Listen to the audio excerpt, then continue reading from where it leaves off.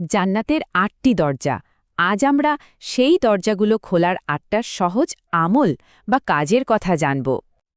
একবার ভাবুন তো কথাটা, এই যে আমাদের ক্ষণিকের জীবন, এটা তো একদিন শেষ হয়ে যাবেই, কিন্তু এর পরে অপেক্ষা করছে এক অনন্ত সকাল। আর এই আশা নিয়েই আমাদের আজকের এই পথ চলা। এক শাইখের খুব আবেগঘন একটা বয়ান থেকে নেওয়া ৮টি সহজ আমলের কথাই আজ আমরা শুনব।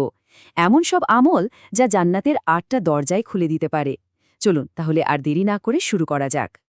তো প্রথমে আমরা সেই সব আমলের কথা বলবো যা আমাদের আর মহান আল্লাহর মধ্যেকার সম্পর্ককে আরও অনেক গভীর করে তোলে। তালিকার একদম শুরুতেই আছে তাওবা, মানে খুব সহজ করে বললে মন থেকে নিজের ভুল স্বীকার করে আল্লাহর কাছে ক্ষমা চাওয়া। শাইখের কথাটা একবার খেয়াল করে দেখুন। আল্লাহর দরজা নাকি কখনোই বন্ধ হয় না, শুধু সিনসিয়ারলি বলতে হবে, হে আল্লাহ, আমাকে মাফ করে দিন। ভাবা যায়, এই ছোট্ট একটা বাক্যই কিন্তু জান্নাতের দরজা পর্যন্ত পৌঁছে দেওয়ার জন্য যথেষ্ট হতে পারে। আচ্ছা, ক্ষমা তো চাইলাম, কিন্তু আল্লাহর সাথে এই সম্পর্কটা ধরে রাখার সবচেয়ে বড় উপায় কি? হ্যাঁ, ঠিকই ধরেছেন, নামাজ। এখানে মূল কথাটা হলো সময় মতো নামাজ পড়া। যারা ঠিক সময় নামাজ আদায় করেন তাদের জন্য জান্নাতে একটা একদম আলাদা দরজা থাকবে, আর সেই দরজার নাম হবে বাবুস সালাহ, মানে নামাজের দরজা। আল্লাহর সাথে সম্পর্ক তো হলো। আচ্ছা, এবার তাহলে আসা যাক নিজের আত্মা আর কাজগুলোকে আরও শুদ্ধ বা পবিত্র করার দিকে। আমাদের ৩ নম্বর আমলটা হলো রোজা। কিন্তু না, এটা শুধু না খেয়ে থাকা নয়, এর চেয়েও অনেক বেশি কিছু। আমরা তো অনেকেই রোজা বলতে শুধু ক্ষুধা আর তৃষ্ণার কথাই ভাবি, তাই না? কিন্তু শাইখের মতে এর আসল উদ্দেশ্য আরও অনেক গভীর।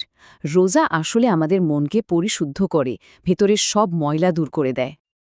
আর এই যে কঠিন সাধনা, এর পুরস্কারটাও কিন্তু অসাধারণ। শুধু রোজাদারদের জন্য জান্নাতে একটা স্পেশাল গেট থাকবে, যেখান দিয়ে আর কেউই ঢুকতে পারবে না। এর নাম আর রায়ান। এরপর যে আমলটার কথা আসছে সেটা হলো দান সদকা। এই আমলটার কথা বলতে গিয়ে শাইখের গলাটা ধরে এসেছিল, তিনি আবেগে কেঁদে ফেলেছিলেন। তিনি তার ভেজা চোখে বলছিলেন, আল্লাহর রাস্তায় দেয়া খুব সামান্য একটা জিনিসও নাকি তার কাছে অনেক বড়, আর এর বিনিময়ে আল্লাহ নিজেই জান্নাতের দরজা দিয়ে তাকে ডাকবেন। এর চেয়ে বড় পাওয়া আর কী বা হতে পারে? আমাদের ৫ নম্বর আমলটা হল পবিত্রতা আর পরহেজগারি। এটা কিন্তু শুধু শরীর বা পোশাক পরিষ্কার রাখার ব্যাপার না, বরং আমাদের চিন্তাভাবনা, আমরা কোন পথে চলছি, মানে সবকিছুতে একটা সচেতনতা বজায় রাখা। আর আল্লাহর কাছে এই গুণটা নাকি সবচেয়ে প্রিয় কাজগুলোর মধ্যে একটা। আল্লাহর সাথে আর নিজের সাথে তো বোঝাপড়া হলো, কিন্তু অন্য মানুষের সাথে আমাদের ব্যবহার কেমন হওয়া উচিত? চলুন শেষ ভাগে সেই কথাই শোনা যাক। আর মানুষের মধ্যে যদি সম্পর্কের কথা আসে, তাহলে সবচেয়ে প্রথমে কার কথা মনে হয়? অবশ্যই বাবা মায়ের। শাইখের এই কথাটা শুনলে সত্যি মনটা ভরে যায়। তিনি বলছেন, বাবা মায়ের খুশিটাই আসলে সন্তানের জন্য জান্নাত। তাদের মুখে একটু হাসি ফোটাতে পারলেই জান্নাতের দরজা খুলে যায়। আমাদের ৭ নম্বর আমলটা হলো পবিত্র কোরআন তেলাওয়াত করা। বলা হচ্ছে যে বাড়িতে নিয়মিত কোরআন পড়া হয়, সেই বাড়িতে আল্লাহর রহমত ঝরে পড়ে। শুধু তাই না, এই কোরআনই শেষ বিচারের কঠিন দিনে আমাদের সবার হয়ে সুপারিশ করবে।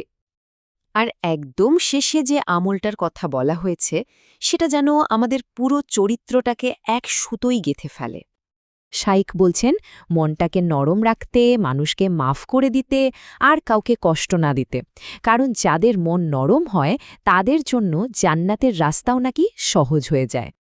এই তো ছিল সেই ৮টি আমল। শুনতে কত সাধারণ লাগছে, তাই না? কিন্তু শাইখের মতে এই ছোট ছোট কাজগুলোই একদিন আমাদের জন্য জান্নাতের বিশাল ৮টি দরজা খুলে দেওয়ার কারণ হতে পারে। শাইখ শেষে যে দোয়াটা করেছিলেন, চলুন আমরাও সেটাই বলি। আল্লাহ যেন আমাদের সবাইকে সেই দরজাগুলোর নিচে দাঁড়ানোর সৌভাগ্য দেন। আমিন।